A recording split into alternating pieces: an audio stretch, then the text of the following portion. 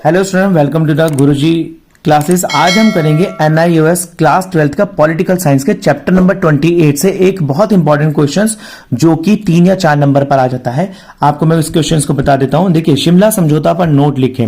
ये क्वेश्चंस कई बार आता है। इस क्वेश्चन को हम समझ लेते हैं नोट्स के साथ। तो ये क्या था, 1971 के भारत पाकिस्तान युद्ध के पश्चात और जब बांग्लादेश का निर्माण हो चुका था, यानी कि जब बांग्लादेश बन चुका था, 3 जुलाई 1972 को पाकिस्तान के प्रधानमंत्री जुल्फिकार अली भुट्टो तथा भारत के प्रधानमंत्री इंदिरा गांधी के बीच शिमला में एक समझौता हुआ।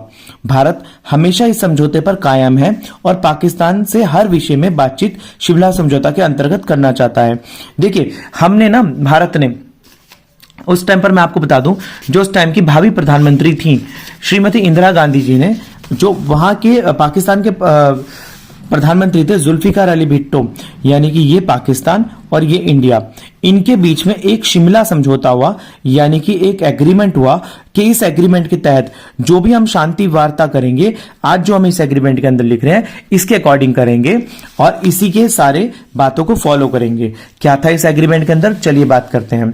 दोनों देशों 30 दिन के अंदर अपनी सीमाएं अंतर्राष्ट्रीय सीमा पर ले जाएंगे। देखिए, उस टाइम पर जो भी लड़ाई झगड़े चल रहे थे, जो भी मसले चल रहे थे, उसमें दोनों देशों ने बोला था अगर आगे फ्यूचर में अगर कोई मसला होता है, कोई भी लड़ाई झगड़ा होता है, तो 30 दिन के भीतर भीतर, यानी कि अंदर अंदर अपनी सीमाएं अंतर्राष्ट्रीय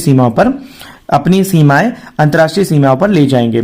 दोनों देश एक दूसरे की सीमाओं का उल्लंघन नहीं करेंगे, यानी कि कोई भी देश किसी भी देश के सीमा के अंदर नहीं घुसेगा, इन्वेड नहीं करेगा और अपने इस शिमला समझौते का पालन करेगा। नंबर तीसरा पॉइंट, दोनों देश एक दूसरे के विरुद्ध बल का प्रयोग नहीं करेंगे। देखिए, हम अगर किसी भी बात पर बात करना चाहते हैं तो सिर्फ और सिर्फ जो भी बातों की वार्ता, यानी कि डिस्कशन से की जाएगी। हम कोई भी मिलिट्री का रूप नहीं अपनाएंगे,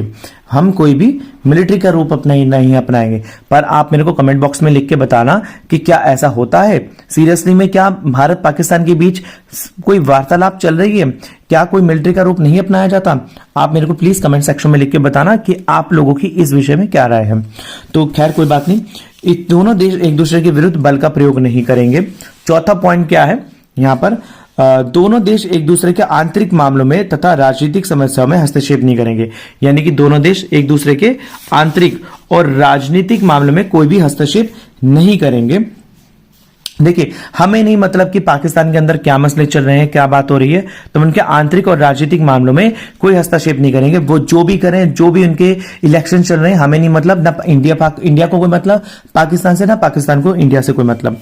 दोनों देश आपसी समस्याएं और विवादों को पारस्परिक बातचीत और शांतिपूर्ण ढंग से हल करेंगे। देखिए, दोनों देश के बीच में यदि कोई मसला चल रहा है तो आपसी समस्या को, विवादों को पारस्परिक बातचीत, यानी कि एक दूसरे से बातचीत करके और शांतिपूर्ण ढंग से उन मसलों को हल करेंगे।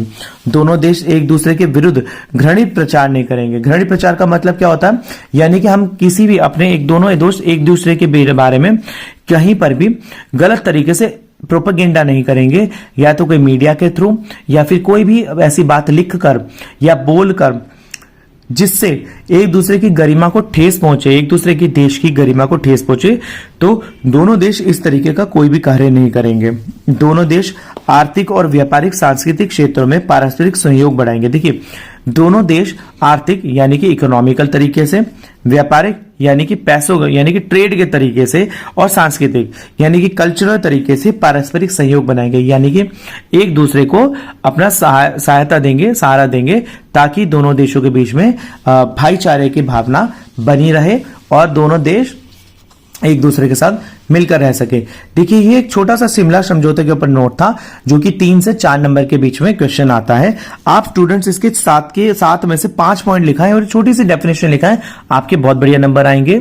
आप साफ साफ लिखें, ब्लैक पेन और ब्लू पेन का यूज करें और कहीं पर भी लाइन छोड़कर ना लिखें। जितनी आपकी राइटिंग है उतनी लिखें, ज्यादा ना लिखने की सोचें। टीचर को पता है कि क्वेश्चन को किस तरीके से और कैसे चेक करना है। और अगली वीडियो में एक इंपॉर्टेंट क्वेश्चन डालूंगा। मिलते हैं अगले वीडियो में, तब तक के लिए धन्यवाद।